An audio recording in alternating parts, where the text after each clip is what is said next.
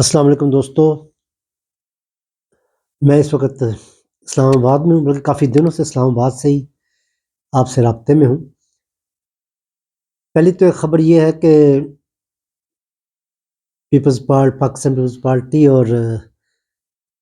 مسلم league نون میں جو ہے وہ اتحاد ہو گیا حکومت سازی کے لیے، اور جو پہلے پیپلز پارٹی یہ کہہ رہی تھی کہ ہم وزارتیں نہیں لیں گے، صرف آئینی عہدے لیں گے، وہ بھی معاملہ میرے اطلاع کے مطابق حل ہو گیا ہے اور وہ وزارتیں بھی لیں گے۔ لیکن اس کے علاوہ جو میں جس خدشے کا اظہار کرنا چاہتا ہوں یہ ہے کہ جو قومی حکومت وفاقی حکومت ہے اس میں پی ٹی آئی کو بھی شامل کرنا ضروری ہوگا، کیونکہ اگر پی ٹی آئی وفاق کی حکومت میں شامل نہیں ہوتی ہے تو پھر جو ہے وہ حکومت میں سٹیبلٹی نہیں آئے گی۔ مطلب حکومت جو ہے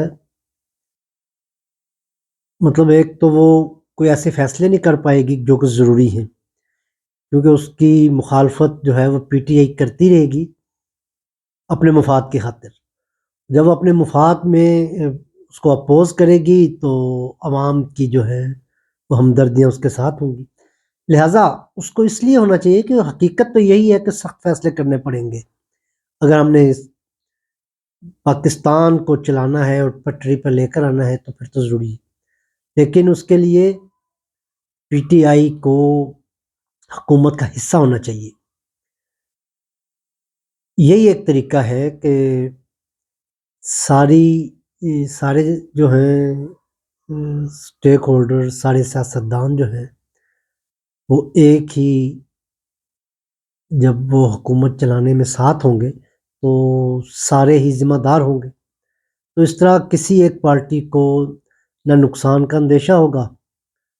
اور نہ ہی اس کو اپنے ووٹ بینک سے کوئی خطرہ ہوگا۔ لہٰذا بہتر یہی ہے کہ کوئی بھی طریقہ اختیار کیا جائے لیکن سب پارٹیوں کو اکٹھا کریں۔ جب صوبائی حکومتیں سارے الگ الگ بنا رہے ہیں، پیپلز پارٹی والے سندھ میں بنا رہے ہیں، پی ٹی آئی والے کے پی کے میں بنا رہے ہیں، پنجاب میں مسلم لیگ نون بنا رہی ہے، بلوچستان میں غالباً پیپلز پارٹی کی اور نون لیگ کی بن رہی ہے،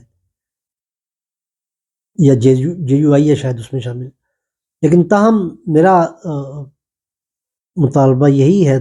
تمام سیاسی جماعتوں سے کہ وہ مل بیٹھ کر پی ٹی آئی کو بھی اس حکومت میں شامل کرے۔